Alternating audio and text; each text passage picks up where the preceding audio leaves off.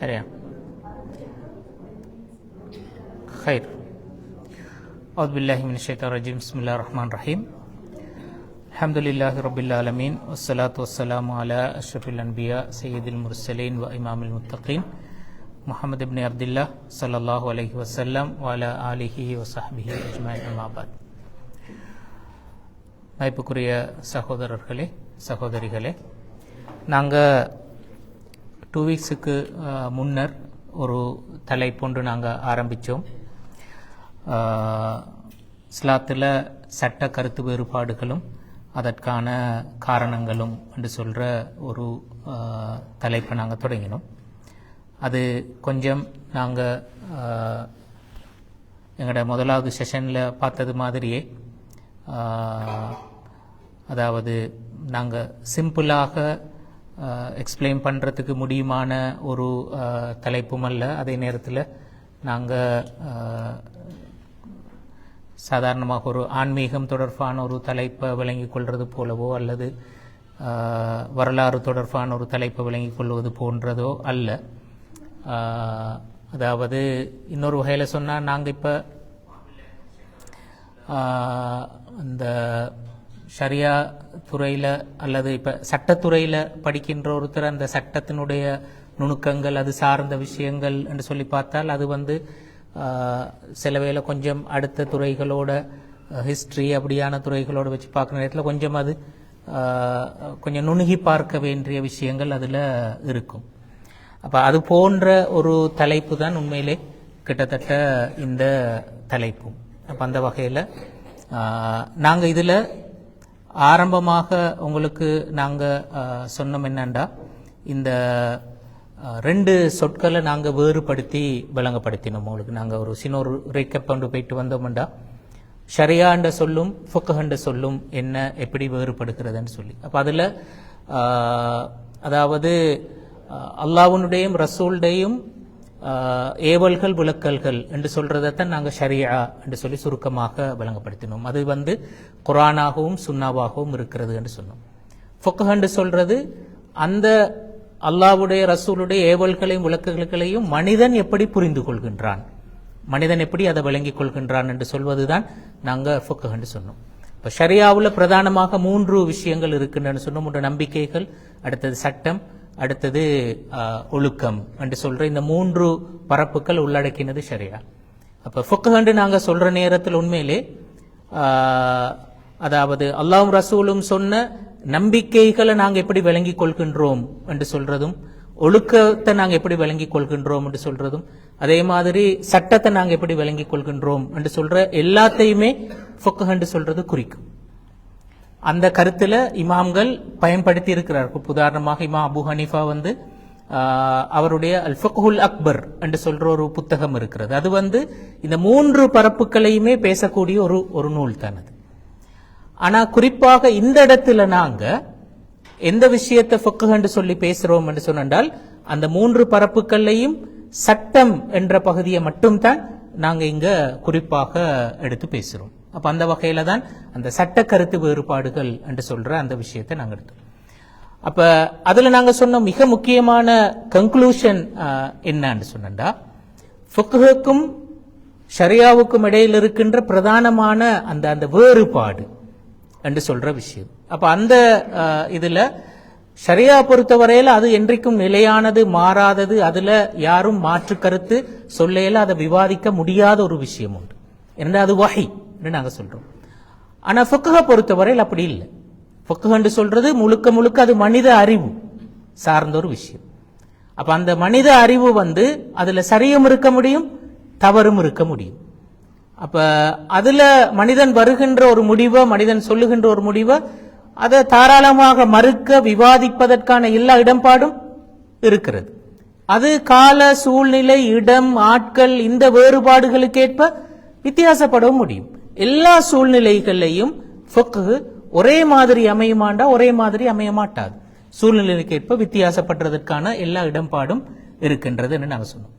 ஆனா நாங்க அதுல இன்னொரு முக்கியமான விஷயத்தை சொன்னோம் என்றால், அந்த மனித புரிதல் வித்தியாசப்படுதல் என்று சொல்றது எல்லா இடத்திலுமே நடக்குமா என்றால் நடக்க மாட்டாது. குர்ஆனையும் சுன்னாவை நாங்க விளங்குறதுல எல்லா சந்தர்ப்பத்திலேயுமே மனித புரிதல் பன்முகப்பட்டதாக, அந்த வித்தியாசப்பட்டதாக, எல்லா சந்தர்ப்பத்திலேயுமே வேறுபட்ட புரிதல் வருவதற்கான வாய்ப்பு இருக்குதாண்டா? அப்படி இல்லை. அதிலே நாங்க ரெண்டா பிரிச்சு சொன்னோம் என்றால் கத்இ வன்னி என்று சொல்ற ரெண்டு வேறுபாடு விஷயங்களை சொன்னோம். அதாவது கத்இ என்று சொல்றது மிச்சம் திட்டவட்டமானது. அங்க மனிதன் யாரு பார்த்தாலும் ஒரே விளக்கத்தை மட்டும் புரிந்து கொள்வதற்குரிய இடம்பாடுள்ள சில பகுதிகள் காணப்படுகின்றன. அதே மாதிரி இன்னும் சில பகுதிகள் இருக்கின்றன, அங்க ஒன்றுக்கு மேற்பட்ட விளக்கங்களை பெற்றுக்கொள்வதற்கான வாய்ப்புள்ள பகுதிகள் இருக்கின்றன. அப்ப அந்த வகையில நாங்க கன்க்ளூஷனா சொன்னோம் என்று சொன்னா, அதாவது சட்ட கருத்து வேறுபாடு என்றா என்ன என்று சொல்ற நேரத்தில் நாங்க சொன்னோம், குறித்தொரு சட்ட விவகாரத்தில் தோன்றுகின்ற ஒன்றுக்கு மேற்பட்ட பல்வேறுபட்ட நிலைப்பாடுகள், அதுதான் நாங்க சட்ட கருத்து வேறுபாடுகள் என்று சொன்னோம். அந்த சட்ட கருத்து வேறுபாடுகளை நாங்க ஒன்றுக்கொண்டு எதிரானது என்று பார்க்கிறதுக்கான அவசியம் இல்ல.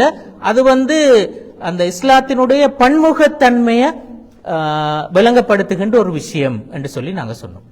அடுத்து நாங்க சொன்னோம்னா, சட்ட கருத்து வேறுபாடு எங்க நிகழும் என்று சொன்னா அது ஷரியாவுல நிகழ மாட்டாது, ஃபிக்ஹ்ல நிகழும் என்று சொன்னோம். அதே நேரத்தில் ஃபிக்ஹ்லயும் கத்இயான விவகாரங்கள்ல நிகழ மாட்டாது, வன்னியான விவகாரங்கள்ல தான் அது நிகழும் என்று சொன்னோம். அப்ப இந்த சாராம்சம் தான் நாங்க கடைசியாக பார்த்த எங்கட அமர்வுல நாங்க சொன்ன அந்த சாராம்சம். இன்றைக்கு நாங்க வருவோம், இந்த சட்ட கருத்து வேறுபாடுகள் நிகழ்வதற்கான காரணங்கள் என்ன, ஏன் நாங்க குர்ஆனையும் சுன்னாவையும் விளங்கிக் கொள்கின்ற நேரத்தில், இப்ப குர்ஆன் அது ஒன்றுதான், ஹதீஸும் ஒன்றுதான். அப்ப குர்ஆனையும் சுன்னாவையும் நாங்க விளங்கிக் கொள்கின்ற நேரத்தில் ஏன் வித்தியாசமான பல விளக்கங்கள் வருகின்றன? அது அரபு மொழியில் இருக்கின்றது. அப்ப அரபு மொழிய ஒருத்தர் படிச்சா அதை விளங்கிக் கொள்ள முடியும். அப்ப ஏன் இப்ப நாங்க ஒரு புத்தகத்தை வாசிக்கிற நேரத்தில் எல்லாரும் ஒரு நாவலை வாசிச்சோம்னா எல்லாரும் அந்த நாவல் ஒரு மாதிரி தான் விளங்கிக் கொள்றோம், அல்லது சாதாரணமா நாங்க ஒரு நூலை வாசிக்கிற நேரத்தில் எல்லாரும் ஒரு மாதிரி தான் நாங்க விளங்கிக் கொள்றோம். அப்ப குர்ஆனையும் ஹதீஸையும் படிக்கிற நேரத்தில் ஏன் வித்தியாசமான பல விளக்கங்கள் வருகின்றன? அப்படி வருவதற்கு ஏதும் நியாயமான காரணங்கள் இருக்கின்றனவா என்று சொல்லி நாங்க பார்த்தால், அதற்கு இமாம்கள் பல நியாயமான காரணங்களை தொகுத்து சொல்வார்கள். அப்ப இங்க நான் ஒரு 6 வகையான காரணங்களை உங்களுக்கு சொல்றதற்கு தொகுத்து எடுத்திருக்கிறேன். அதுல முதலாவது காரணம் சட்ட வசனங்களுடைய பல்பொருள் அமைப்பு என்று சொல்றோம். அதாவது இப்ப குர்ஆன் வசனங்கள் அல்லது ஹதீஸ் வசனங்கள், அந்த அந்த அந்த அரபு மொழியில் அமைந்த அந்த வசனங்களை நாங்க எடுத்து பார்த்தா, அந்த வசனங்களே ஒன்றுக்கு மேற்பட்ட கருத்துக்களை மொழியிலே தரக்கூடியதாக இருக்கின்றது. இப்ப அரபு மொழியே, நாங்க சாதாரண அரபு மொழி படித்தவர்களுக்கு தெரியும், அரபு மொழியில அது எல்லா மொழிகளிலும் இருக்கிற ஒரு சொல் பல கருத்துக்களை தரும். அந்த சொல்ல இப்ப நாங்க சாதாரணமாக அந்த சொல்ல ஒரு மனிதன் பயன்படுத்துகின்ற நேரத்தில், ஒரு புத்தகத்துல ஒரு சொல் பல கருத்தை தரக்கூடிய சொல்லாக இருந்தாலும் ஒரு மனிதன் அதை பயன்படுத்துற நேரத்தில், அவன் ஒரு புத்தகத்தில் அதை பயன்படுத்துற நேரத்தில் எங்களுக்கு அந்த சொல்ல அவன் பயன்படுத்துற பின்புலம் என்ன, எந்த விஷயத்தை சொல்றதுக்கு பயன்படுத்துறான் என்றதை வச்சு அந்த சொல்லுட விதத்தான் மீன் பண்ணிக்கிறார்ன்றது எங்களுக்கு புரிஞ்சு கொள்ள முடியும். ஆனா குர்ஆனையும் ஹதீஸையும் நாங்க எடுக்கிற நேரத்தில் அதுல அந்த குறிப்பிட்ட சொல்ல அல்லாஹு தஆலா எந்த கருத்தை குறிப்பதற்கு பயன்படுத்தினான் என்று சொல்றதை நாங்க விளங்குறதற்கு வெறுமனே அதனுடைய முன்பின் வசனங்களையோ அல்லது அந்த சூழலையோ வச்சு மட்டும் எங்களுக்கு விளங்குறது கேலாம். அப்ப அது வஹி, அல்லாஹு தஆலா அந்த மறுமை வரையில இருப்பதற்கான ஒரு தூதாகத்தான் இதை அனுப்பிக்கிறான் குர்ஆனையும் சுன்னாவையும். அப்ப எல்லா காலப்பகுதிக்குமான ஒரு சொல்யூஷன் தான் குர்ஆனும் ஹதீஸும். அப்ப அதனுடைய சொற்களே எல்லா காலத்துக்குமான மனிதனுக்கு வழிகாட்டக்கூடிய ஒரு வடிவம் ஒன்று அதில் இருக்கின்றது. அந்த வகையில அந்த சொற்களுக்கான பொருள் ஒரு பொருளாக மாத்திரம் இருப்பதற்கான வாய்ப்பு இல்லை, கண்டிப்பாக அது பல பொருளை கொடுக்கும். அப்பதான் உண்மையில அது எல்லா காலத்துக்கும் உரிய அந்த இயல்பு அதுல இருப்பதற்கான வாய்ப்பு இருக்கிறது. அப்ப அந்த வகையில மொழியிலே நாங்க காண்றோம் என்றால் பல கருத்துக்களை தொனிக்கக்கூடிய சொற்களை அல்லாஹு தஆலா பயன்படுத்தி இருக்கிறான். அல்லது ஹதீஸுகளையும் அப்படி வருகிறது. இப்ப உதாரணமாக நாங்க பார்க்கலும் சூரத்துல் பக்கரால 228வது வசனத்துல இந்த தலாக் சொல்லப்பட்ட பெண்கள் இதா இருக்க வேண்டிய காலம் எவ்வளவு என்றது சம்பந்தமாக வருகின்ற நேரத்தில் வல் முத்தல்லகாத்து யதரப்பஸ்ன பி அன்ஃபுஸிஹின்ன ஸலாஸத குரூ என்று வருகிறது. அதாவது 3 குரூ என்ற அந்த சொல்ல குர்ஆன் பயன்படுத்துது. 3 குரூகள் அவர்கள் இதா இருக்க வேண்டும் என்று சொல்லி.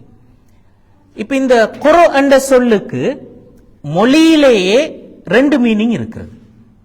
ஒன்று பெண்கள் அந்த சுத்தமாக இருக்கின்ற காலம், அடுத்து மாதவிடாயோடு இருக்கின்ற காலம், ஹைதுடைய காலம் என்று சொல்றோம். இந்த 2 கால பகுதிக்கும் அரபு மொழியில குரு என்ற சொல் தான் பயன்படுத்தப்படுகிறது. அப்ப சலாசத்த குரு என்று சொல்லி குர்ஆன் சொன்னதிலிருந்து இந்த 2 மீனிங்குமே எடுக்கலும். அப்ப சில இமாம்கள் சொன்னார்கள். இப்ப உதாரணமாக நாங்க சஹாபாக்கள்ல நின்றே பார்த்தால், அதாவது உமர் ரலியல்லாஹு அன்ஹு அவர்கள், அலி ரலியல்லாஹு அன்ஹு அவர்கள், இப்னு மஸ்ஊத், அபு மூஸா அல்-அஷ்அரி, அதே மாதிரி இப்ப பின்னால மதுஹபுகள்ல ஷாஃபி மதுஹபை சேர்ந்தவர்கள், இவங்க எல்லாம் சொன்னார்கள் என்றால் அந்த 3 குரூகள் என்று சொல்றதை நாங்க எப்படி கணிப்பிடணும் என்று சொன்னா அவங்களுடைய இப்ப தலாக் சொல்றதற்கு அனுமதிக்கப்பட்டது எப்ப என்று சொன்னா ஹைத் காலத்தில் தலாக் சொல்லலாம். அது உங்களுக்கு தெரிஞ்சிருக்கும் அந்த சட்டம். தலாக் சொல்லேலும் எப்ப அந்த சுத்தமாக இருக்கின்ற காலத்துல தான் தலாக் சொல்லேலும். அப்ப அந்த காலத்துல தலாக் சொன்னால் எப்ப நாங்க இத்தாவை கணக்கெடுக்கிறது எப்ப இருந்து அந்த சுத்தமான காலம் முடிஞ்சு ஹைதுடைய காலம் முதலாவது வரும். அப்படி 3 ஹைல்கள் முடிவடைகின்ற நேரத்தில் தான் இத்தா காலம் முடியும். அப்ப தலாக் சொன்னதிலிருந்து தலாக் சொல்லி அப்ப கொஞ்ச நாள் போகும் முதலாவது ஹைல் காலம் வாரத்துக்கு, அடுத்து திரும்ப சுத்தமான காலம் வரும், அடுத்து 2வது ஹைல் காலம் வரும், அடுத்து திரும்ப இன்னொரு சுத்தமான காலம் வரும், அடுத்து 3வது ஹைல் காலம் அது முடிவடைந்தால் தான் என்ன செய்யும், இத்தாவுடைய காலம் நிறைவு பெறும். இந்த கருத்தை தான் ஷாஃபி மதுஹபினர் சொன்னார்கள். சஹாபாக்கள்ல நான் சொன்ன உமர் ரலியல்லாஹு அன்ஹு அவர்கள், அலி ரலியல்லாஹு அன்ஹு அவர்கள், அபு மூஸா அல்-அஷ்அரி, ஆயிஷா ரலியல்லாஹு அன்ஹா இவங்க எல்லாம் அந்த கருத்தை சொன்னார்கள். அடுத்து ஆயிஷா அல்ல அந்த அபு மூஸா அல்-அஷ்அரி இந்த ஆக்கள் எல்லாம் அந்த கருத்தை சொன்னார்கள். அடுத்து 2வது கருத்தை அதை நாங்க கணிப்பிட வேண்டும் சுத்தமான காலத்தை வச்சு தான் கணிப்பிடுவோம். ஷாஃபி மதுஹபை சேர்ந்தார்கள். இவங்க எல்லாம் இந்த கருத்துக்களை சொன்னார்கள். பாருங்க, இப்படி இமாம்களுக்கு மத்தியில் இந்த 2 வகையான அபிப்பிராயங்கள் தோன்றி அந்த 2 நிலைப்பாட்டிலையும் இருந்து இப்ப இந்த 2 நிலைப்பாட்டுக்கும் இடையில காலம் கொஞ்சம் வித்தியாசமும் இருக்கிறது. அப்ப இந்த வேறுபட்ட நிலைப்பாடு வந்ததற்கான நியாயம் என்ன? குர்ஆன்ல வந்த இந்த பிரயோகம் தான் காரணம். அல்லாஹ் இப்படி சொல்லி இருந்த ஒரு பிரச்சனை இல்லை தானே. சலாசத்து ஹைத் என்று சொல்லி இருந்தா அல்லது சலாசத்து அத்ஹார் என்று சொல்லி இருந்தா ஒரு பிரச்சனையும் இல்லை தானே. அப்ப இந்த வசனத்தை அல்லாஹு தஆலா பயன்படுத்தியமையிலிருந்து நாங்க ஒரு விஷயத்தை விளங்குறோம் என்றால், இமாம் இப்னு தைமியா அவர் சொன்னது மாதிரி, இமாம் இப்னு தைமியா சொன்னதான இது ஒரு பன்முகத்தன்மையை காட்டுகிறது என்று சொல்லி. அப்ப எங்களுக்கு இதுல சிலாக்களை பொறுத்தவரையில என்று சொல்ற ஒரு தீர்வு சொல்ல முடியுமாக இருக்கும். அதெல்லாம் சிச்சுவேஷனுக்கு ஏற்ப மாற முடியும். அப்ப அந்த எல்லா சூழ்நிலைகளுக்கும் ஒத்து வருகின்ற வகையில தான் அதற்கு ஏற்புடையதாகத்தான் இப்படியான இந்த வாய்ப்பு அல்லது இந்த இடம்பாட்டை அல்லாஹு தஆலா வைத்திருக்கின்றான் என்று சொல்றதை நாங்க காணலாம். விளந்தான்.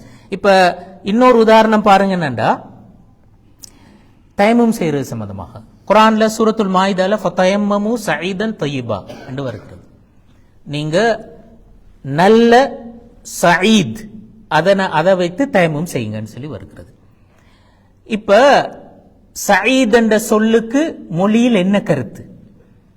மொழியில சஈத் என்ற சொல்லுக்கு பிரதானமாக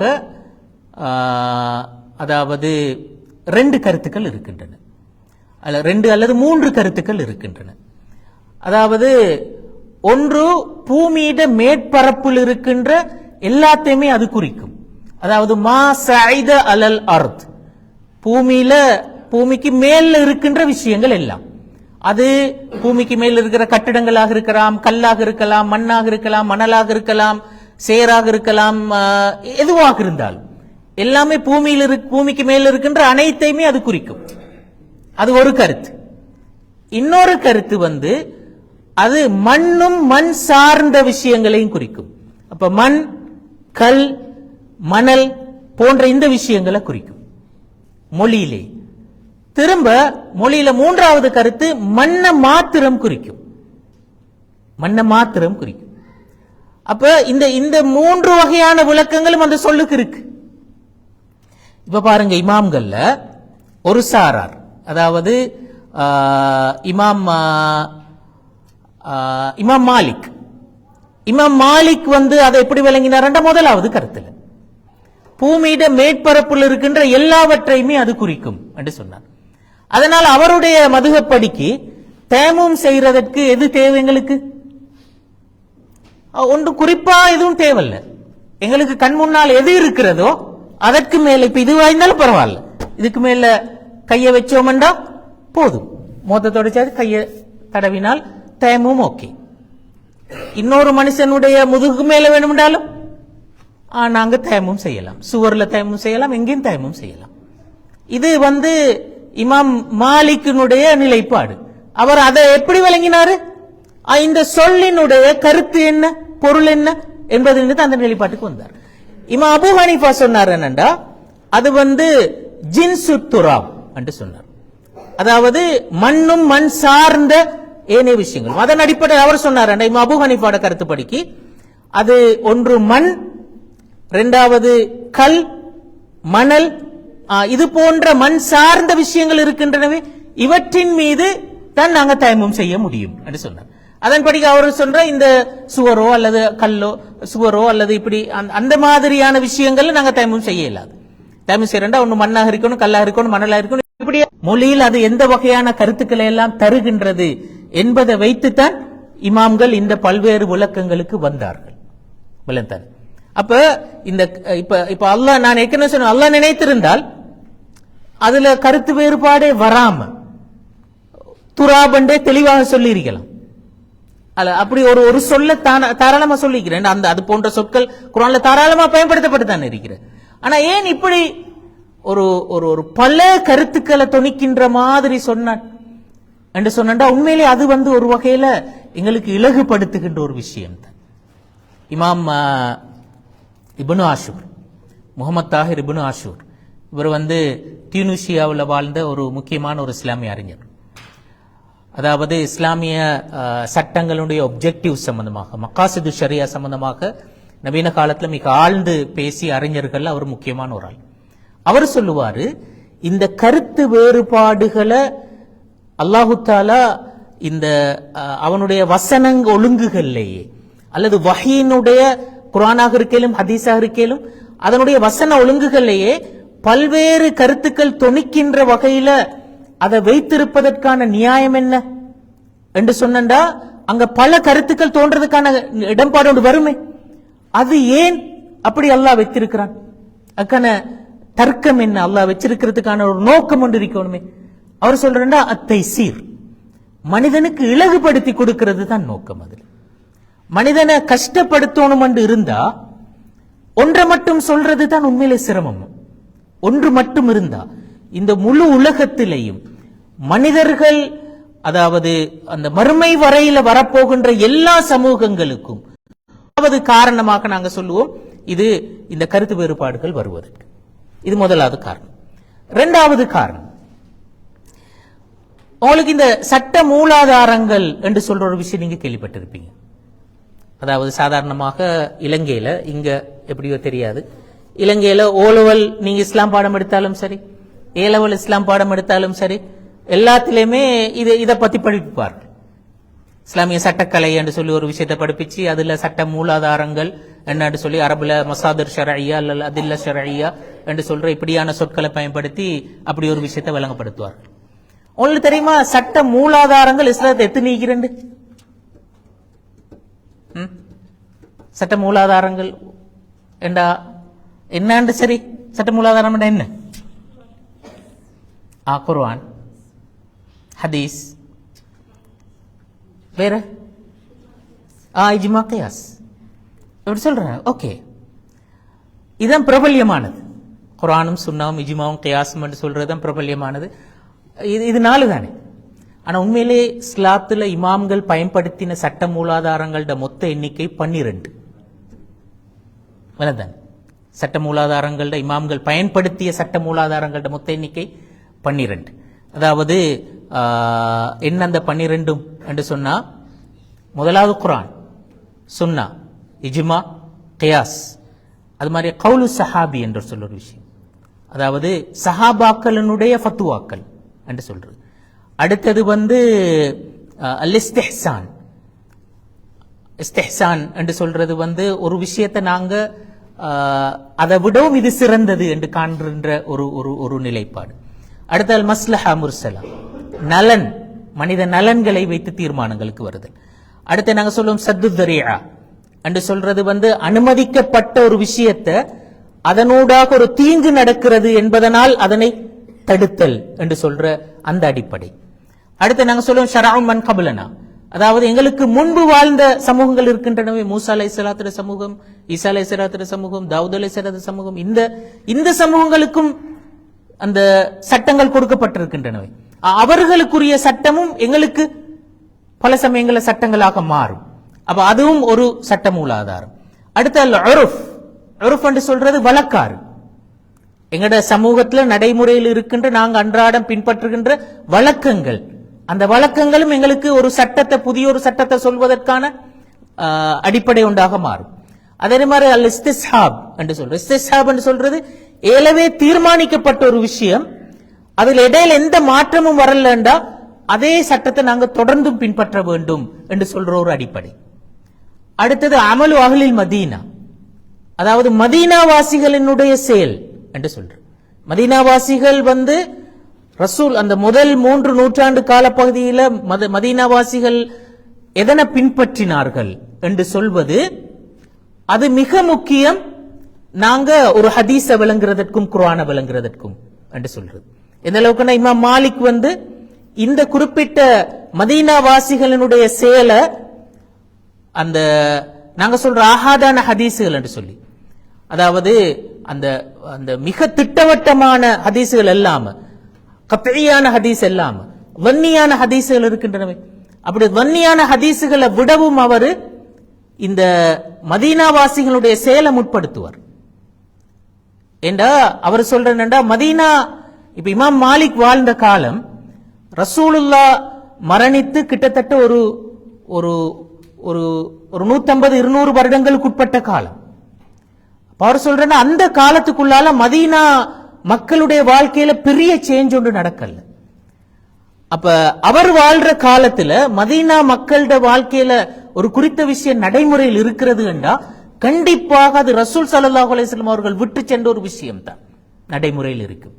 அப்படி இல்லாம புதிதாக தோன்றின, புதிதாக நுழைவிக்கப்பட்ட ஒரு விஷயம் உண்டு அங்க வருவதற்கான வாய்ப்பு இல்லை அவர் சொல்றார். அப்ப அதனால அவர் ஆஹாதான ஹதீஸுகளை விடவும் அது பலம் வாய்ந்தது என்று சொல்லுவார். அப்ப அதுவும் ஒரு சட்ட மூலாதாரமாக இமாம் மாலிக் கருதினார். அப்ப இந்த 12 சட்ட மூலாதாரங்களையும் முழு முஸ்லிம் உம்மத்தும் ஒத்துக்கொண்ட சட்ட மூலாதாரங்கள் 2, குர்ஆனும் சுன்னாவும். என்னடா இஜ்மாவை ஒத்துக்கொள்ளாதவர்களும் இருக்கிறார்கள், கியாஸ் ஏற்றுக்கொள்ளாதவர்களும் இருக்கிறார்கள், அது மிச்சம் குறையும். அடுத்து இமாம்கள்ல பெரும்பாலானவர்கள், நாங்க அரபு மொழியில சொன்ன ஜும்ஹூருல் உலமா என்று சொல்லுவோம், இமாம்கள்ல பெரும்பாலானவர்கள் 4 சட்ட மூலாதாரங்கள் ஒத்துக்கொண்டார்கள். நீங்க சொன்ன 4, குர்ஆனும் சுன்னாவும் இஜ்மாவும் கியாஸும், இது இமாம்கள்ல பெரும்பாலானவர்கள் ஒத்துக்கொண்டார்கள். ஆனால் அடுத்த 8 சட்ட மூலாதாரங்கள் இருக்கின்றனவே, அவற்றை எல்லா இமாம்களும் ஏற்றுக்கொண்டார்களா? இல்லை. இந்த 12ஐயும் சட்ட மூலாதாரமாக ஏற்றுக்கொண்டவர் இமாம் மாலிக். 12ஐயும் சட்ட மூலாதாரமா அவர் பயன்படுத்தி இருக்கிறார். ஆனா இமாம் ஷாஃபிஈ அவர் பயன்படுத்தின குர்ஆன், சுன்னா, இஜ்மா, கியாஸ், கவுலு சஹாபி பயன்படுத்தி இருக்கிறார், ஷரஉன் மன் கப்லனா பயன்படுத்தி இருக்கிறார், உருஃப் பயன்படுத்தி இருக்கிறார், இஸ்திஸ்ஹாப் பயன்படுத்தி இருக்கிறார், இப்படியான விஷயங்களை பயன்படுத்தி இருக்கிறார். அவர் சத்து தரியா பயன்படுத்தல, இஸ்திஹ்சான் பயன்படுத்தல, மஸ்லஹா பயன்படுத்தல, அமுல் அஹ்லில் மதீனா பயன்படுத்தல. அதெல்லாம் சட்ட மூலாதாரமாக அங்கீகரிக்க முடியாதவை என்று சொல்றது இமாம் ஷாஃபிஈ நிலைப்பாடு. அப்படி ஒவ்வொரு இமாமை நாங்க எடுத்து பார்த்தா அடுத்த 8லையும் சிலதை ஏற்றுக்கொண்டார்கள், சிலதை மறுத்தார்கள். விளந்தானே? அப்ப அடுத்த 8 சட்ட மூலாதாரங்களும் கருத்து வேறுபாடுக்கு உட்பட்ட சட்ட மூலாதாரங்கள். அதை நாங்க புதிய ஒரு சட்டத்தை உருவாக்குறதுக்கான ஒரு மூலாதாரமா பயன்படுத்தலாமா இல்லையா என்று சொல்றதுல வேறுபட்ட நிலைப்பாடுகள் அவற்றில் இருக்கின்றன. இப்ப ஒரு புதிய சட்டத்தை சொல்வதற்கான அந்த சோர்ஸே வித்தியாசப்படுகிறது என்று இருந்தா, சோர்ஸ்லயே எங்கள்கிட்ட கருத்து வேறுபாடு இருக்கிறது என்று சொல்லி இருந்தா, இப்ப நாங்க வருகின்ற முடிவுல வித்தியாசம் வருமா இல்லையா? கண்டிப்பா வரும். விளந்தானே? ஒரு உதாரணம் சொல்றேன் பாருங்க.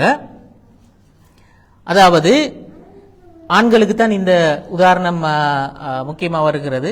இங்க அது குறைவு. இலங்கையில ஜும்மா நாள்ல ஜும்மாவுக்கு பாங்கு சென்னத்துக்கு பிறகு முஅத்தின் பள்ளியில எழுந்து நின்று ஒரு விஷயம் சொல்லுவார். என்ன சொல்லுவார் முஅத்தின் மௌலவி? அஸ்ஸலாத்து சுன்னத்து ஜாமியா அப்படி ஒரு விஷயம் சொல்லுவாரு. எல்லாரும் எழுப்பி சுன்னத் தொழுங்க என்று சொல்லி, எல்லாரும் எழுப்பி சுன்னத் தொழுங்க சொல்ற ஒரு விஷயம் சொல்லுவார். அப்ப எல்லாரும் எழுப்பி சுன்னத் தொழுவாங்க. இப்ப ஜும்மாவுக்கு முந்தி இப்படி 2 ரக்காத் ஒரு சுன்னத்தான தொழுகை இருக்கிறதா இல்லையா? இதுல இமாம் ஷாஃபி, இமாம் அஹ்மத் பின் ஹம்பல் இந்த 2 மதுஹப், ஷாஃபி மதுஹப், ஹம்பலி மதுஹப் கருத்துப்படிக்கு ஜும்மாவுக்கு முந்தி ஒரு சுன்னத்தான 2 ரக்காத், அந்த 2 ரக்காத் சுன்னத்து இருக்கிறது. அது சுன்னத்தான விஷயம் என்று சொல்லி அவங்க சொல்வார்கள். இமாம் மாலிக், இமாம் அபு ஹனீஃபா அவங்க சொல்லுவாங்க அப்படி ஒரு சுன்னத்து இல்லை, அப்படி ஒரு சுன்னத்து இல்லை. என்ன காரணம்? ஏன் அதை மறுத்தார்கள்? இவங்க ஏன் அதை அனுமதித்தார்? அதை சுன்னாண்டு சொன்னார்கள். இவங்க சுன்னாண்டு சொன்னதற்கு ஒரு காரணம் சஹீஹ் முஸ்லிம்ல வரக்கூடிய ஒரு ஹதீஸ். அதாவது ரசூல் ஸல்லல்லாஹு அலைஹி வஸல்லம் அவர்கள் ஒரு தடவை ஜும்மா ஓதி கொண்டிருக்கிறார். ஒரு சஹாபி அப்ப உள்ளுக்கு வாரார். அப்பதான் பள்ளிக்குள்ளால வாரார். சுலைக் என்று சொல்ற ஒரு சஹாபி. அப்ப ரசூல் ஸல்லல்லாஹு அலைஹி வஸல்லம் அவர்கள் அந்த சுலைக்கை பார்த்து சொல்றாரு, மிம்பர்ல இருந்து கொண்டு ரசூலுல்லாஹ் குத்பா ஓதி கொண்டிருக்கிறார். மிம்பர்ல இருந்து சுலைக்கை பார்த்து சொல்றாரு, யா சுலை கும் ஃபர்ஜி ரக்அத்தைன் வ தஜவ்வஸ் ஃபீஹிமா. சுலைக், நீங்க எழும்பி 2 ரக்காத் தொழுங்க, சுருக்கமா தொழுங்க, 2 ரக்காத் சுருக்கமா 2 ரக்காத் தொழுங்க என்று சொல்லி அவருக்கு சொல்றார். அப்ப அவர் எழுப்பி தொழுகிறார். இப்ப இந்த சம்பவத்தை தான் ஆதாரமாக வைத்து ஷாஃபி மதுஹபினரும் இங்க ஹம்பலி மதுஹபினரும் சொன்னார்கள் இதுக்கு முன்னால 2 ரக்காத் சுன்னத் இருக்கிறது என்று சொல்லி. ஆனால் மாலிக் மதுஹபினரும் ஹனஃபி மதுஹபினரும் அப்படி சுன்னத் இல்லை என்று சொன்னார்கள். இமாம் மாலிக் அப்படி சொன்னதுக்கு காரணம் என்ன? இமாம் மாலிக் சொல்றார் என்னண்டா, இமாம் மாலிக் வாழ்ந்த காலத்தில் அவர் சொல்றார் என்னண்டா, மதீனாவுல கிட்டத்தட்ட 9 பள்ளி வாயல்கள் இருந்திருக்கின்றன. ஜும்மா நடக்கின்ற 9 பள்ளி வாயல்கள் இருந்திருக்கின்றன. எந்த பள்ளி வாயிலும் அப்படி ஒரு நடைமுறை இல்லை. அதற்கு பிறகு பாங்குக்கு பிறகு 2 ரக்காத் சுன்னத் தொழுகிற என்று சொல்ற ஒரு நடைமுறை எந்த பள்ளி வாயிலும் இல்லை. சொன்னா மதீனா மக்களினுடைய நடைமுறையில் அப்படி ஒரு விஷயம் இல்லை. ரசூலுல்லாஹ் அது ஒரு சுன்னாவாக விட்டு சென்று இருந்தால் அந்த மக்களுடைய நடைமுறையில் அப்படி ஒன்று இருந்திருக்கும். அப்படி இருக்கல்ல. அப்ப எனவே அப்படி அது ஒரு சுன்னாவாக இருப்பதற்கான வாய்ப்பு இல்லை என்று அவர் சொல்லுவார். விளந்தார். அடுத்து இமாம் அபூ ஹனீஃபா இன்னொரு அழகான ஒரு விளக்கம் சொல்லுவார். அவர் இந்த ஹதீஸ மறுக்கல். இந்த ஹதீஸ் சஹீஹான ஹதீஸ் தான், சஹீஹ் முஸ்லிம்ல பதிவு செய்யப்பட்டிருக்கிற ஒரு ஹதீஸும் தான். இமாம் அபூ ஹனீஃபா என்ன தெரியுமா சொன்னாரு? இமாம் அபூ ஹனீஃபா சொன்னாரு, அங்க ரசூல் ஸல்லல்லாஹு அலைஹி வஸல்லம் அவர்கள் இவருக்கு தொழச் சொன்னதற்கான காரணம் இவரு, அதாவது இப்படி ஒரு சுன்னா இருக்கின்றது என்பதல்ல காரணம். ஒரு சுன்னத்தை தொழணும், நீ சுன்னத்தை தொழாம உட்கார்ந்துட்டாய், சுன்னத்தை தொழு என்று சொல்வது அல்ல ரசூலுல்லாஹ்வுடைய நோக்கம். என்ன நோக்கம்? அவர் வறுமையான ஒரு மனிதர், வறுமையான ஒரு மனிதர். அவர் உடுத்திருந்த ஆடைகளே அதற்கு சாட்சி, அவருடைய வறுமையை எடுத்து காட்டுவதற்கான சாட்சி. இப்ப ரசூல் ஸல்லல்லாஹு அலைஹி வஸல்லம் அவர்கள் நினைத்த விஷயம் என்ன? அந்த மனிதனுடைய வறுமை அந்த மக்களுக்கு தெரியும், அது ஒரு வகையில காரணமாகும் அவருக்கு மக்கள் உதவி செய்வதற்கு. இதுதான் காரணம் என்று சொல்லி அபூ ஹனீஃபா அதற்குரிய ஒரு தர்க்க ரீதியான நியாயத்தை விளங்கப்படுத்துவார். விளந்தானே? அப்ப ஏனென்றா அப்படி சொன்ன, இப்போ ஒரு ஆளை பார்த்து சொன்ன ரசூலுல்லா மிம்பருக்கு மேல நின்று யா சுலைக் என்று சொல்லி அவரை பேசி எழுப்பி தொலை வச்சா எல்லாருமே அவரை பார்ப்பாங்க தானே. எல்லாருமே யார ஆள், யார ரசூலுல்லா கூப்பிட்ட தொலை சொல்றார் என்று சொல்ற அவ்வளவு பேருடைய பார்வையும் அவர்ல விழும். அப்ப அது அவர்ல ஒரு கவனஈர்ப்பு ஏற்படுத்தும், அவருக்கு ஹெல்ப் பண்ணணும் என்று சொல்ற ஒரு உணர்வு ஆக்களுக்கு வரும். சில குறிப்புகள்ல வருது என்னன்னு சொன்னா, அன்றைய தினத்துல ரசூலுல்லாவினுடைய ஹுதுபாவில் சதகா சம்பந்தமாகவும் பேசப்பட்டது என்று சொல்ற சில குறிப்புகளும் இருக்கின்றன. அப்ப பாருங்க என்னடா, அப்ப அதனோட ஒப்பிட்டு பார்க்கறதுல ரசூலுல்லாஹ் அந்த சதகாவை ஒரு கருத்தாக மட்டும் சொல்லிட்டு போகாம அதற்கு ஒரு நடைமுறை வடிவத்தையும் ஆக்களுக்கு உருவாக்கி கொடுக்கிறதுக்கான ஒரு ஏற்பாடாக அது இருந்திருக்க முடியும் என்று சொல்லி சிலர் சொல்லுவார்கள். அப்ப அது ஒரு குறிப்பிட்ட சூழ்நிலையில குறிப்பிட்ட ஒரு ஆளுக்கு சொல்லப்பட்ட ஒரு சொல்யூஷன். அது ஒரு சுன்னாவாக எல்லாருக்கும் சொன்ன ஒரு சொல்யூஷன் அல்ல என்றது தான் இமாம் மாலிக்கினுடைய, இமாம் அபூ ஹனீஃபாவினுடைய தர்க்கம். அப்ப இந்த வேறுபட்ட நிலைப்பாடு வருவதற்கு காரணம் என்ன? அப்ப அங்க அந்த அமலு அஹ்லில் மதீனா என்று சொல்ற மதீனாவாசிகளுடைய செயல் என்று சொல்றத ஒரு முக்கியமான ஒரு சட்ட மூலாதாரமாக அவர்கள் கருதினதனால அவர்கள் அந்த நிலைப்பாட்டுக்கு வந்தார்கள். இவங்க அதை சட்ட மூலாதாரமாக ஏற்றுக்கொள்ளல. எனவே இவங்களோட நிலைப்பாடு வித்தியாசப்பட்டது. அப்ப இந்த வேறுபட்ட நிலைப்பாடு வாரத்துக்கு யாரு காரணம்? அப்ப இந்த சட்ட மூலாதாரங்கள்ல எல்லாருமே ஒரு நிலைப்பாட்டில் மட்டும் இருந்தார்கள் என்று சொன்னா ஒரு நிலைப்பாடு மட்டும் வரலாம். ஆனா அதுகள்ல வேறுபட்ட பார்வைகள், வேறுபட்ட நிலைப்பாடுகள் இருக்கின்றன. எனவே 2-3 அபிப்பிராயங்கள் தோன்றுவது என்பது தவிர்க்கலாம். விளந்தால் அடுத்த 3வது காரணத்தை பாருங்க. 3வது காரணம் ஹதீஸுகளோட ஆதாரபூர்வ தன்மை சம்பந்தப்பட்ட கருத்து வேறுபாடு. ஒரு ஹதீஸ் எடுத்தா அந்த ஹதீஸ இது சஹீஹானதா இல்லையா என்று சொல்றத நிறுவுவதற்கும் அதுக்கான கண்டிஷன்ஸை போட்டது யாரு? மனிதர்கள் தான். அதாவது அது ஒரு ஹதீஸ் சஹீஹா இல்லையான்னு சொல்றது வஹீ அல்ல தானே, வஹீல ஒரு விஷயம் உண்டு அல்ல. மனிதர்கள் தான் அதற்கான கண்டிஷன்ஸை உருவாக்கி அந்த கண்டிஷன்ஸின் அடிப்படையில் அதற்குட்பட்டதை சஹீஹ் என்று சொன்னார்கள், உட்படாததை தஈஃப் என்று சொன்னார்கள். சிலதை ஏற்றுக்கொண்டார்கள், சிலதை ஏற்றுக்கொள்ளல.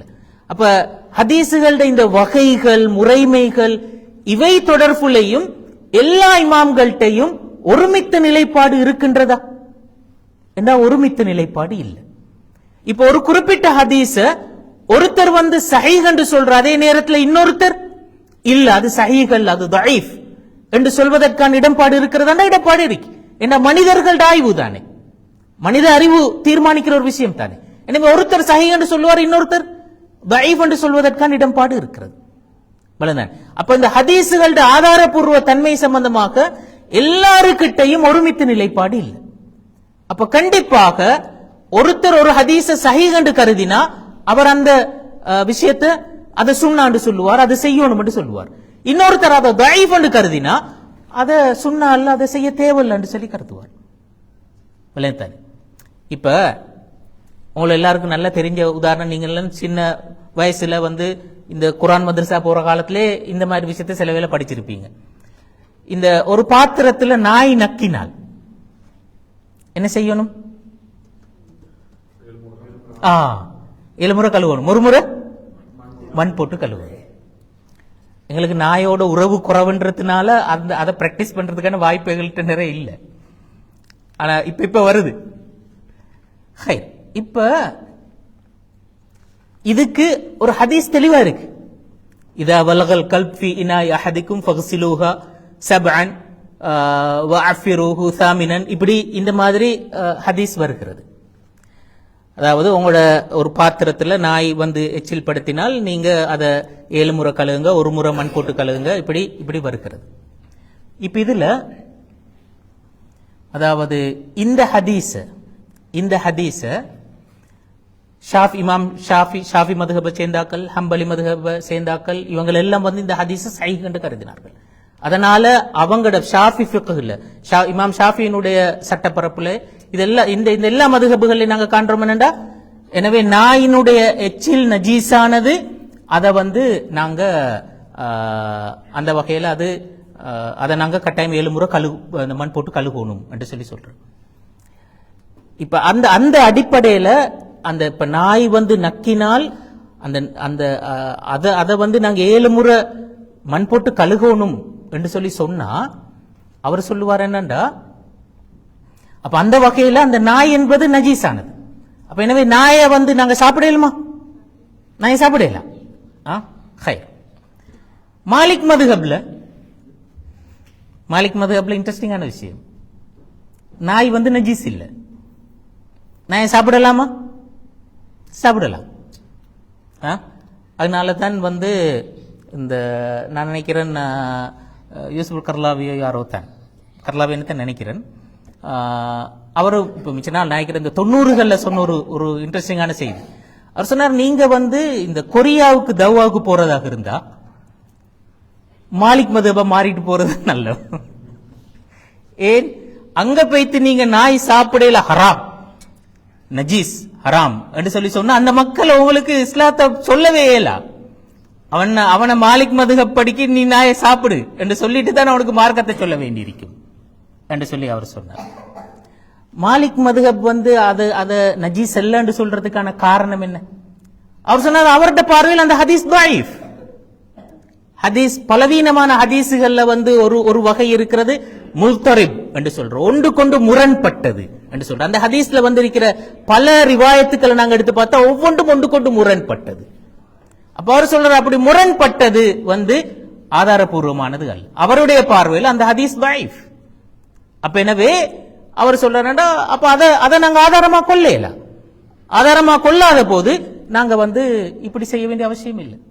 இன்னொரு தர்க்கமும் அவர் சொல்லுவார் என்னண்டா, ரெண்டாவது அவர் சொல்லுவார், இது குர்ஆனுக்கே முரண். குர்ஆன்ல நாய் வேட்டையாடுகின்ற ஒன்றை நாங்க சாப்பிடல, வேட்டையாடுகின்ற ஒன்றை நாங்க சாப்பிடல. அந்த நாயை வந்து நாங்க ட்ரெயின் பண்ணித்தான் இருந்தாலும் அது போய்த்து வாயால தானே கவ்விட்டு வருது, வாயால தானே பிடிக்குது. வாயால பிடிச்சா எச்சில் படுமா இல்லையா? படும். அப்ப அதை வந்து நாங்க சாப்பிடலும் என்று சொல்லி சொன்னா இங்க வந்து என்னத்துக்கு நாங்க 7 முறை களி குண்டிக்கணும்? அப்ப குர்ஆனுக்கே முரண் அவர் சொல்ற. மூன்றாவது ஒரு தர்க்கம் என்று அவர் சொல்லுவார். அவர் சொல்ற என்னண்டா, ரைட், நாங்க இந்த ஹதீஸ் சஹீஹ் வச்சுக்கொள்வோமே, சஹீஹாக இருந்தாலும் கூட இந்த ஹதீஸ் சொல்றது வந்து ஒரு அவர் சொல்ற அம்ரு தஅபுதி, அது ஒரு இபாதத், ஒரு வணக்கம். அது 7 முறை கழுகணும், 1 முறை மண் போட்டு கழுகணும்னு சொல்லிட்டு ஒரு வணக்கம் மாதிரியான விஷயம். வணக்கத்துக்கு எங்களுக்கு காரணம் சொல்லலாம். ஆனா அதை வச்சு நாங்க இன்னொரு தீர்மானத்துக்கு வரையலாம். இப்ப அவர் சொல்வார் என்னண்டா, இப்ப நாங்க தொழுகைக்கு போறதுக்கு முந்தி வுலு செய்யும். வுலு வந்து ஒரு வணக்கம். இப்ப வுலு சொல்லுமா, நாங்க அசுத்தம்ன்றத சொல்லுமா? நாங்க அசுத்தமாக இருக்கிறோம், எனவேதான் நாங்க வுலு செய்யணும். அதுவா இந்த மீனிங் இல்லதானே? வுது என்று சொல்றது ஒரு இபாதத். அந்த ரெண்டு இபாதத்துக்கும் என்ன கனெக்ஷன்ன்றது எங்களுக்கு தெரியாது. ஆனா தொழுகைக்கு முந்தி வுலு செய்யணும்ன்றது இருக்குது, அது ஒரு வணக்கம், அவ்வளவுதான். அதே மாதிரிதான் இதுவும் அவர் சொல்ற. அது நாய் நக்கினா 7 முறை மண் கழுங்க, 1 முறை மண் போட்டு கழுங்க, அது ஒரு வணக்கம். அது வந்து அது அவர் சொல்ற இந்த ஹதீஸ சஹீஹ் என்று வைத்துக்கொண்டால் நாங்க அதுக்கு என்ன விளக்கம் சொல்லணும்னா இதுதான் விளக்கம். அது ஒரு வணக்கமா தான் நாங்க பார்க்கணுமே ஒழிய அது காட்டாத ஒரு நாளும் நாய் நஜீஸ் என்பதை காட்டாது என்று சொல்லுவார். அப்ப தர்க்கத்தை பாருங்க. அப்போ இந்த ஹதீஸுகளை ஏற்கிறது மறுக்கிறதன் காரணமாகத்தான் இந்த வேறுபட்ட விளக்கங்கள் இமாம்களுக்கு மத்தியில வந்திருக்கிறது. இன்னொரு விஷயத்தை பாருங்க, இந்த ரமலான் காலத்தோடு சம்பந்தப்பட்ட ஒரு விஷயம். தஸ்பீஹ் தொழுதைக்கிற எல்லாரும் சிலர் தொழ மாட்டாங்களா? நீங்க தொழுங்க, தொழாம இருங்க, வேற விஷயம். ஆனால் தஸ்பீஹ் தொழுகன்னு சொல்லி ஒரு தொழுக இருக்குதா இல்லையா? அது சுன்னத்தா இல்லையா? அதான் விஷயம். அது முந்தி இருக்குது, இப்ப இல்ல, அது சரி. ஆனா இப்ப இஸ்லாமிய முந்தி இருந்ததுதான், இப்ப மீக்குதே. இப்ப இந்த தஸ்பீஹ் தொழுகை ஆதாரபூர்வமானதா இல்லையா என்று சொல்றதுல வந்த கருத்து வேறுபாடு எதை வச்சு வந்தது என்று சொன்னா, இந்த ஹதீஸ்களோட வகைகள்ல ஒரு வகை இருக்கிறது, நாங்க சொல்லும் ஹசன் லிகைரிஹி என்று சொல்லி. அப்படி என்றா இப்ப ஒரு ஹதீஸ் பலவீனமானது தான், தஈஃபானது தான். ஆனா அந்த தஈஃபான ஹதீஸ் ஒன்றுக்கு மேற்பட்ட பல வழிகளூடாக, பல சஹாபாக்களூடாக, பல பேரூடாக அது அறிவிக்கப்பட்டிருக்கிறது என்று சொல்லி இருந்தா, அந்த பல பேர் அறிவிச்சிருக்கிறாங்களே, ஒவ்வொன்றையும் தனித்தனியாக எடுத்து பார்த்தா தஈஃப் தான்.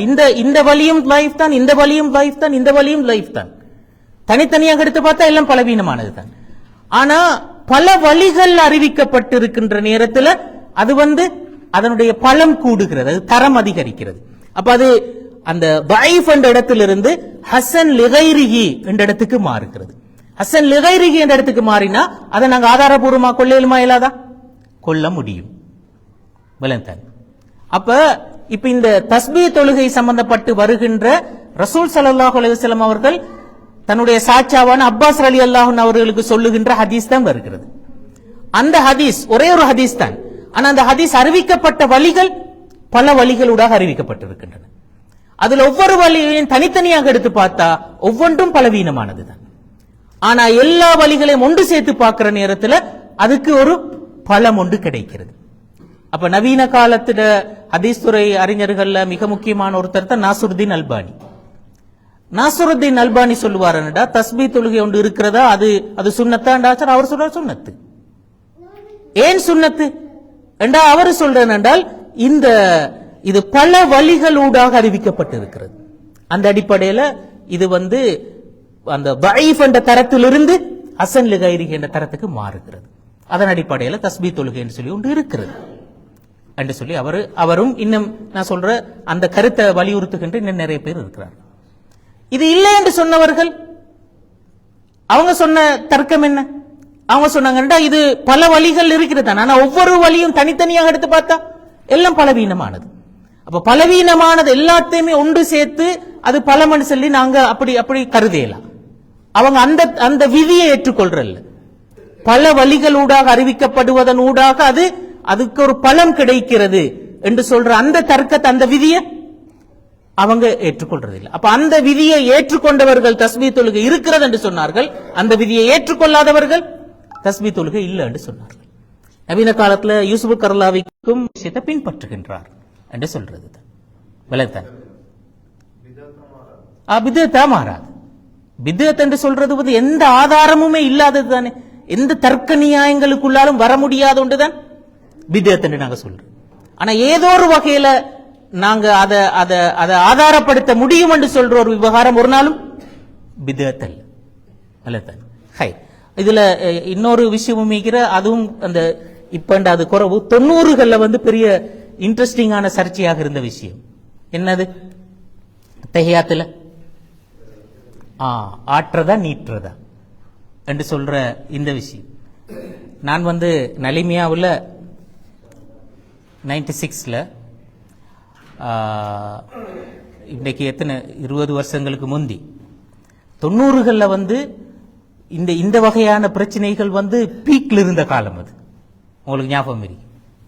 தராவீஹ் தொழுகை 8-20 சொல்லி மிகப்பெரிய சண்டை இருந்த காலம். விரல் ஆட்டையிலுமா இயலாதான்னு சொல்லி மிகப்பெரிய சண்டை இருந்த காலம். தக்பீரை நெஞ்சில கட்டுறா, வயிற்றுல கட்டுறா, எங்க கட்டுறன்னு சொல்றது மிகப்பெரிய.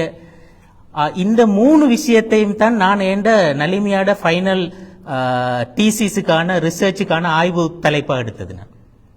அதாவது இலங்கையில சர்ச்சையை கிளப்பிய 3 விவகாரங்கள் என்று சொல்லித்தான் நான் எடுத்த இந்த ஆய்வு தலைப்பு. அதுல ஒன்று இந்த விரல் ஆற்றதா நீற்றதா என்ற விஷயம், அடுத்த தராவீஹ் தொழுகை எத்தனை ரக்காத்துக்கள் என்று சொல்றது, அடுத்தது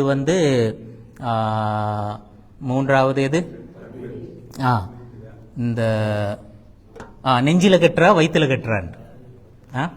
நான் நெஞ்சிலையும் கட்ட தேவையில்லை, வயிற்றுலையும் கட்ட தேவையில்லை, இப்படி கட்டுறதுக்கு தான் கூடுதல் ஆரம்பிக்கிறேன் நான் சொல்லிக்கிறேன். தொப்புளுக்கு கீழ்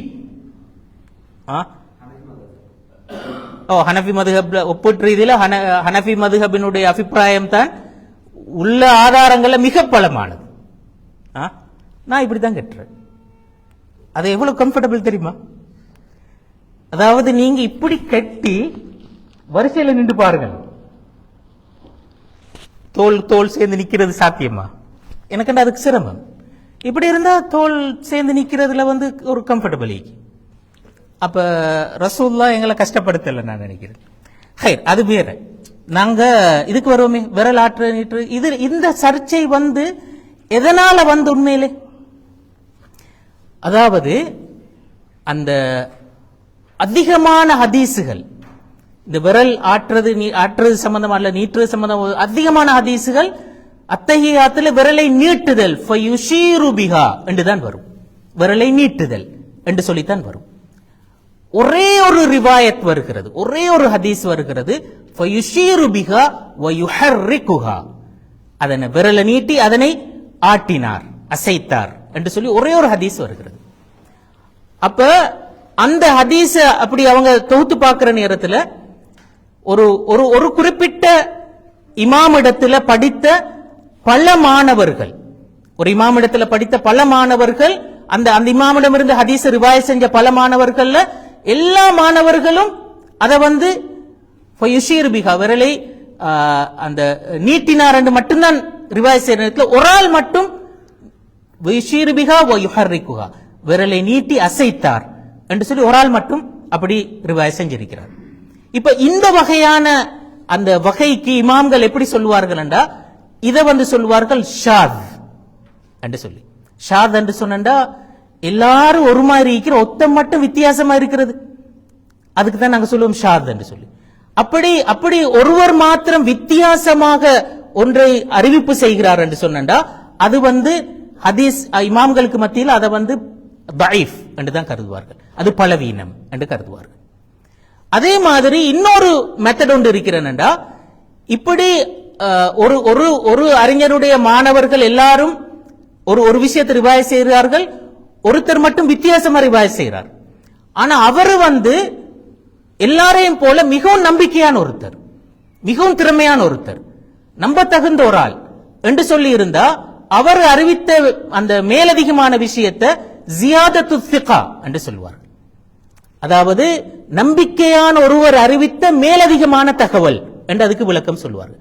அது ஏற்றுக்கொள்ளப்பட முடியும், விளந்தானே. ஆனா எல்லாரும் அறிவிக்கின்ற விஷயத்துக்கு மாற்றமாக ஒரு வித்தியாசமான விஷயத்தை ஒருத்தர் அறிவிக்கிறார் என்று சொன்னா அதை ஷாத் என்று சொல்வார்கள், அது ஏற்றுக்கொள்ளப்பட முடியாது. இந்த ரெண்டு வகையான அந்த ஒழுங்கும் ஹதீஸ் விதிகளுக்குள்ளால் இருக்கிறது. இப்ப இந்த விரலாட்டுதல் சம்பந்தப்பட்டு வந்த அந்த ஹதீஸ் நான் சொன்னேன், ஒருத்தர் மட்டும்தான் அது ஃபயுஹர்ரிகுஹான்னு சொன்னார். இத எந்த வகைக்குள்ளால சேர்க்கிற நாங்க ஜியாதத்து ஃபிகா என்று சொல்றா அல்லது ஷாத் என்று சொல்றா? இமாம்கள் ஒரு சாரார் சொன்னார்கள் அது ஷாத், எனவே அது தஈஃப், அதை நாங்க ஏற்றுக்கொள்ளலாம். இன்னொரு சாரார் சொன்னார்கள் இல்ல அது ஜியாதத்து ஃபிகா, அது நம்பிக்கையான ஒருத்தர் சொன்ன மேலதிக தகவல், அதை நாங்க ஏற்றுக்கொள்ள இயலும் என்று சொன்னார். நாசருத்தீன் அல்பானியுடைய ஆய்வு படிக்க அவர் சொன்னார் அது ஜியாதத்து ஃபிகா, அது ஒரு மேலதிகமான சொல்லப்பட்ட ஒரு நம்பிக்கையான ஒருத்தர் சொல்லப்பட்ட அவரோட சொல்லப்பட்ட மேலதிக தகவல், எனவே விரலாற்றுவது சுன்னா என்று அவர் சொன்னார். அடுத்தாக சொன்னார் இல்ல அது ஷாத், அது நம்பிக்கையான ஆக்களுக்கு மத்தியில் ஒருத்தர் அதுக்கு மாற்றமா சொன்ன ஒரு தகவல், அது ஏற்றுக்கொள்ளப்படாத தஈஃப், எனவே விரல் ஆற்றுவதல்ல முக்கியம், விரலை நீட்டுவது தான் முக்கியம் என்று சொல்லி நாசருத்தீன் அல்பானி அதுல இன்னொரு நியாயம் என்று சொல்லுவார் என்றா, அவர் சொல்லுவாரு இந்த விரல் நீட்டுதல் என்று சொல்றதுக்குள்ளாலேயே ஆட்டுதல் என்ற விஷயம் உள்ளடங்கி இருக்கிறது என்று சொல்லுவார். விரலை நீட்டினா சும்மா நீட்டிக்கொண்டு இருக்கிற அதுல அசைவொண்டு இருக்கும் தானே, அப்ப அதுக்குள்ளால் அதுவும் உள்ளடங்கினது தான், எனவே அது ஒன்றுக்கொண்டு முரண் அல்ல, ஆற்றது நீட்டுறது முரண் அல்ல என்று சொல்லி நாசருத்தீன் அல்பானி சொல்லுவார். நான் என் ரிசர்ச் செய்யற நேரத்தில் நான் ஒரு விஷயம் செஞ்சேன்டா, உண்மையிலே இந்த நீட்டுதலுக்கு இஷாராண்ட சொல் தானே வருது. இஷாராண்ட சொல்ல அரபு மூல டிக்ஷனரி லிசானுல் அரப் அதுல போய்த்து நான் தேடி பார்த்தேன். அதற்கு இஷாராண்ட சொல்லுக்கு தஹ்ரீக் ஆட்டுதல் என்ற கருத்தும் மீனிங்கும் அதுக்குள்ளால ஏதோ ஒரு வடிவத்தில் இருக்குதா என்ற அந்த மூல டிக்ஷனரிக்கு போய்த்து நான் அதை தேடி பார்த்தேன். அப்படி ஒரு மீனிங் அதில் இல்லை, அப்படி ஒரு மீனிங் அதுல இல்லை. எனவே நாசருதீன் அல்பானி சொன்ன அந்த தர்க்கம் அந்த இடத்துல பொருத்தமான ஒரு தர்க்கம் உண்டாக இல்லை உண்மையில். அப்ப நான் இங்க நான் ஏண்ட ரிசர்ச்ல நான் ஒரு முடிவு சொன்னேன். ஆனால் நான் இங்க சொல்ல வர முக்கியமான விஷயம் என்னன்னா, இந்த இந்த வித்தியாசமான நிலைப்பாட்டுக்கு என்ன காரணம்? இந்த ஹதீஸுகளோட வகைப்பாடுகள்ல வந்த இந்த வித்தியாசமான நிலைப்பாடுகள் தான் காரணம். அப்ப இது அந்த இப்படி வித்தியாசமான பல நிலைப்பாடுகள் இருக்கின்ற நேரத்தில் இந்த கருத்து வேறுபாடுகள் வருவதற்கான வாய்ப்பு தாராளமாக இருக்கின்றது என்று சொல்வது. அப்ப இது மூன்றாவது நியாயம். நான் நினைக்கிறேன் நாங்கள் இதோட பொதுமைக்குள்ளும் நல்ல லேட் ஆயிட்டு, இன்ஷா அல்லாஹ் நாங்க நெக்ஸ்ட் வீக் தொடருவோம். இன்ஷா அல்லாஹ் தொடர்ந்து இதை முடிப்போம். ஜஸாக்குமுல்லாஹ் ஹைர். ஒன்றும் இல்லை, நீங்க தாராளமாக கேட்கலாம்.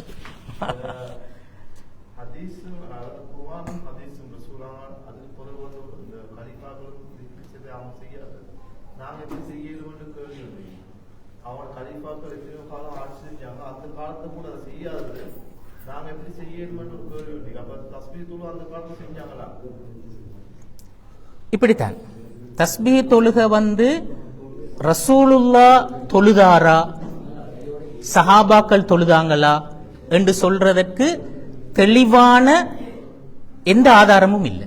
அவர்கள் செய்தார்கள் என்று சொல்வதற்கு எந்த ஆதாரமும் இல்லை.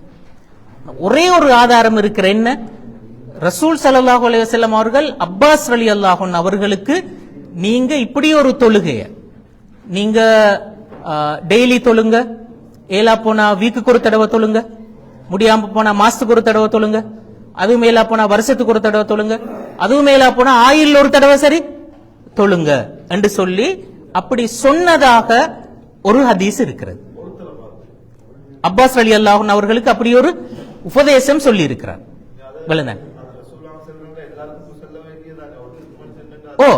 இப்ப அப்படி ஒருத்தருக்கு சொன்னது என்று சொல்றது, இப்ப அப்ப அந்த வகையில அப்படி ஒரு விஷயத்தை நாங்க செய்யலாமா இல்லையா? அப்படி சொன்னதை வச்சு நாங்க செய்ய முடியுமா இல்லையா? முடியும். செய்ய முடியாது என்று சொல்வதற்கு இல்லை, செய்ய முடியும். அப்ப அதுல அந்த இப்ப நான் சொன்ன மாதிரி ரசூலுல்லாஹ் செய்தார் என்று சொல்வதற்கான ஆதாரங்கள் எங்களுக்கு காண்கிறதுக்கு இல்லை. கலீஃபாக்கள் செஞ்சதுக்குமான ஆதாரங்கள் இல்லை. இவ்வளவுதானே, கலீஃபாக்கள் செஞ்சதுக்குமான ஆதாரங்கள் இல்லை. ஆனால் இப்படி ரசூலுல்லாஹ் சொன்ன இந்த வார்த்தைகளை வைத்து எங்களுக்கு அந்த செய்யலாம் என்ற முடிவுக்கு வரலாமா இல்லையாண்டா தாராளமா வரையில். இல்ல அதான் நான் இப்ப சொன்னேன், அது தஈஃப் என்று சொல்றதும் அதனுடைய அது பல வழிகள் அறிவிக்கப்படுற நேரத்தில் அது பலமாக மாறுகிறது என்று சொல்றது. தனித்தனியா ஒவ்வொரு வழியும் எடுத்து பார்க்கிற நேரத்தில் அது தஈஃப் தான். ஆனா அது ஒன்றுக்கு மேற்பட்ட வழிகள் அறிவிக்கப்பட்ட நேரத்தில் அது பலமாக மாறுகிறது சொல்றது ஹதீஸ் துறை அறிஞர்கள் ஒரு சாராருடைய அபிப்பிராயம். அந்த இதன் அடிப்படையில் அவங்க அந்த முடிவுக்கு வந்தார்கள்.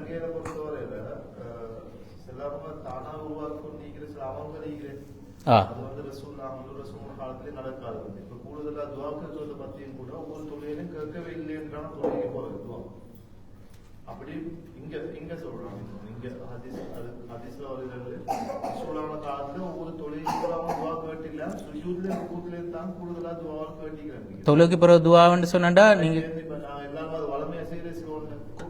நீங்க சொல்ற கூட்டாக இல்ல, அந்த கருத்து பிழையானது. ரசூல் ஸல்லல்லாஹு அலைஹி வஸல்லம் அவர்கள் தெளிவாக தொழுகைகளுக்கு பிறகு துஆ கேட்டல் என்று சொல்ற ரசூலுல்லாஹ்வோட பொதுவான நடைமுறையாக இருந்திருக்கிறது. சில சமயங்கள் ரசூலுல்லாஹ் கேட்காம இருந்திருக்கிறார். சில ரிவாயத்துகள் வருது ரசூலுல்லாஹ் தொழுது விட்டு அமர்ந்தது அந்த அஸ்தக்ஃபிருல்லாஹ் அஸ்தக்ஃபிருல்லாஹ் அஸ்தக்ஃபிருல்லாஹ் என்று சொல்ற அந்த மூன்று சொல்லுகின்ற நேரம் வரையில தான் அமர்ந்திருந்தார், அதுக்கப்புறம் எழும்பி போனார் சொல்லி சில ரிவாயத்துகள் வருது. சில ரிவாயத்துக்கள் அவர் இருந்து நிறைய துஆ கேட்டதற்கான ஆதாரங்கள் இருக்கின்றன. ஆனா கூட்டாக கேட்டமைக்கான ஆதாரங்கள் ஒப்பீட்டு குறையும். ஆனால் ரசூலுல்லாஹ் தொழுகைக்கு பிறகு துஆ கேட்டதற்கான ஆதாரங்கள் இருக்கின்றன. அப்படி இல்லை என்று சொல்லி மறுக்கிறது தவறானது.